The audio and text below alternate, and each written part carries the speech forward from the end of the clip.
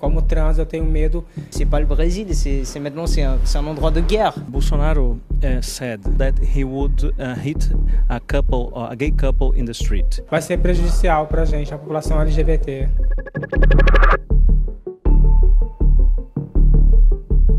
On est à Rio, au Brésil, où le second tour de l'élection présidentielle a lieu dans quelques jours et la communauté LGBT brésilienne est complètement terrifiée puisque le grand favori de l'élection, le candidat d'extrême droite Jair Bolsonaro, est ouvertement homophobe, il l'assume. Il a même déclaré dans une interview qu'il préférait que son fils meure dans un accident de voiture plutôt qu'il soit homosexuel.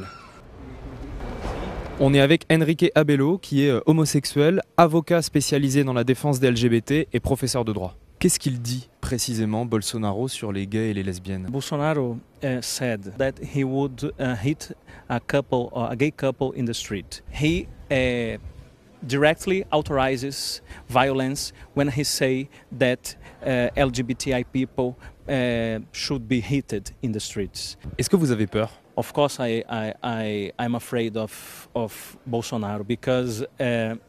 If the most important place in the Republic is occupied by someone that's responsible for hate speech, that is responsible for minority hate, for this constitution of minorities' rights, I am vulnerable. As a gay man, I am vulnerable like indigenous people, like women, like lesbian, like transgender, transsexuals, like people that live in the slums. So we have a problem nowadays. Qu'est-ce que vous allez faire s'il gagne dimanche? I think we must stay in Brazil. We must resist.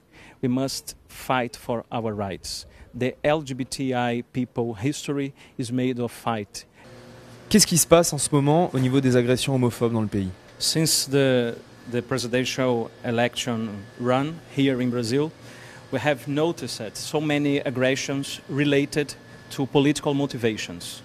Most of these aggressions are related to LGBTI people. We are receiving these reports from all over the country, and we expect to receive everyday relations, at least one aggression per day. The last aggression was noticed yesterday. A transsexual woman was murdered in Sergipe. She was murdered motivated by political reasons. On va dans un refuge pour jeunes gays, lesbiennes et transsexuels rejetés par leur famille et qui sont victimes du climat homophobe qui règne en ce moment au Brésil.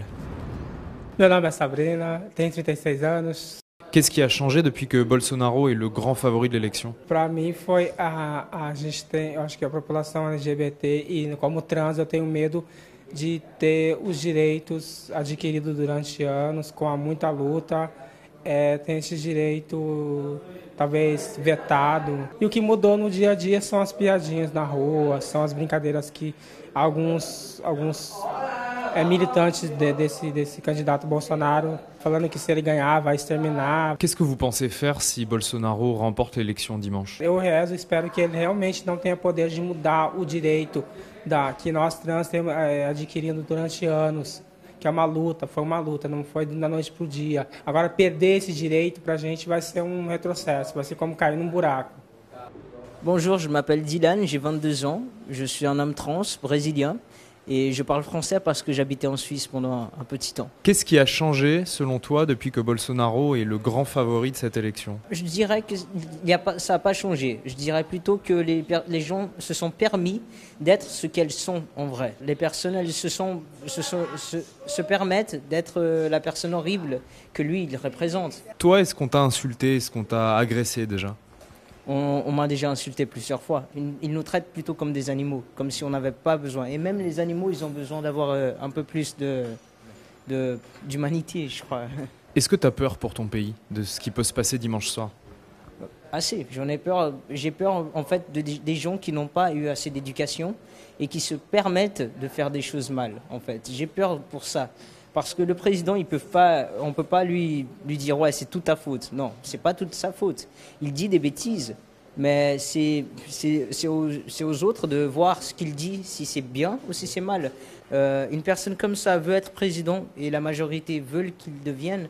Alors tu penses comme ça, mais c'est la pagaille. C'est pas le Brésil, maintenant c'est un endroit de guerre. Et on veut pas la guerre, on veut juste être traités comme des humains.